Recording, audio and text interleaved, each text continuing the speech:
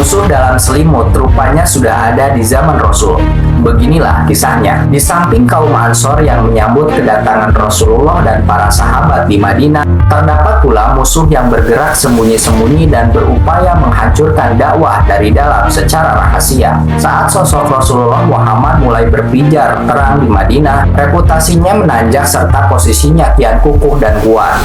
Namun penghuni Madinah tidak sepenuhnya tulus mencintai beliau, sebab di sana terdapat komunitas Yahudi yang cukup besar, kelompok musyrikin, dan golongan orang-orang munafik yang masuk Islam karena terpaksa. Demi menutupi hasrat licik mereka, mereka tidak rela sosok Rasulullah Muhammad semakin populer di Madinah. Jiwa mereka dipenuhi dendam dan dengki. Rasulullah di mata mereka hanyalah sebatas komandan dan pemimpin, sehingga tidak ada iman dalam hati mereka untuk melihatnya sebagai nabi dan rasul. Mereka menganggap kaum muhajirin sebagai pendatang asing yang datang hanya untuk menyesaki negeri mereka dan menyaingi rezeki mereka.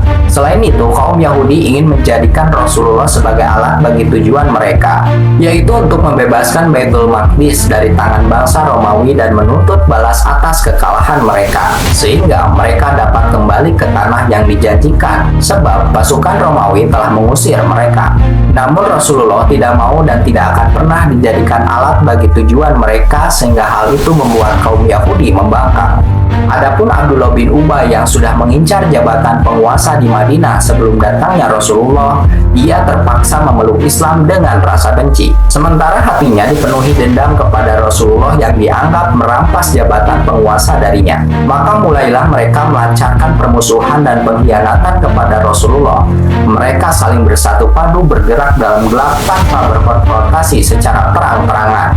Rasulullah menyadari keberadaan musuh-musuhnya dari kaum Yahudi dan tokoh-tokoh yang munafik seperti Ibnu Ubay. Tetapi mereka memiliki pendukung yang tidak sedikit dan berbaur bersama kaum muslimin serta bergerak di dalam gelap. Pertempuran di saat benderang tentunya berbeda dengan perang di kala gelap. Perang dalam remang-remang menyulitkan dalam berhadap-hadapan karena tidak bisa melihat musuh, tidak mengetahuinya dengan pasti, dan tidak mungkin menyerangnya jika terdapat keraguan. Ia tak ubahnya rayap dalam kayu yang menggerogoti perlahan-lahan.